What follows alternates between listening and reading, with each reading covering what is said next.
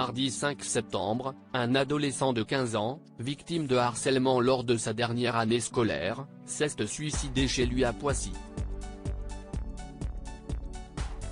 Ce jeudi 7 septembre, Olivier Véran a révélé à France Inter que Brigitte Macron allait rendre visite à la famille, frappée par ce deuil terrible.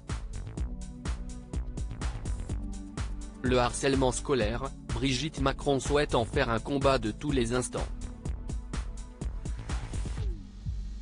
Si est-il la raison pour laquelle, chaque année, le 10 novembre, la Première Dame prend la parole à l'occasion de la Journée nationale de lutte contre le harcèlement scolaire.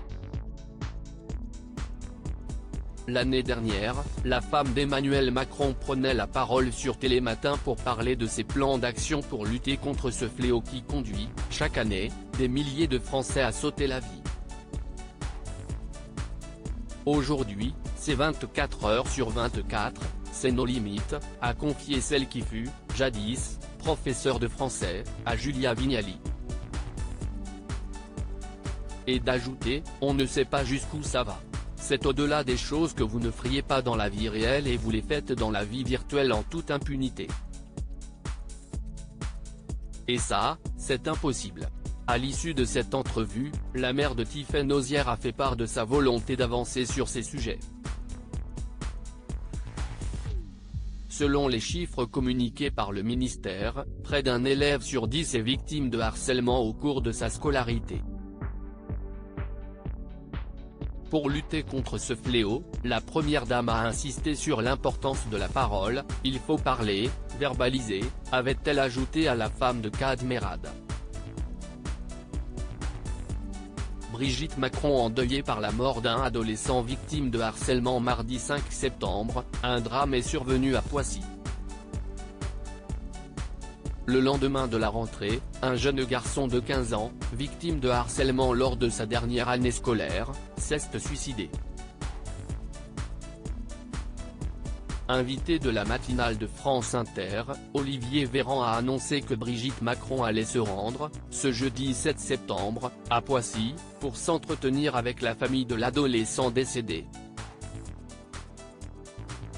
Quand un enfant de 15 ans en arrive à ne plus envisager d'autre solution que celle de donner la mort, c'est une émotion qui nous oblige tous, a déclaré le porte-parole du gouvernement. L'adolescent, scolarisé en 3E prépa métier au lycée professionnel des métiers Adrienne Bolland à Poissy l'année dernière, a été retrouvé pendu à son domicile. Il avait déjà signalé des faits de harcèlement en décembre 2022, et avait même fait sa rentrée cette semaine dans un autre établissement, à Paris. Malheureusement, cela n'aura pas été suffisant. Selon Gabriel Attal, dès cette rentrée, un référent sur le harcèlement dans chaque établissement devrait ainsi voir le jour. En espérant que cela fasse bouger les choses.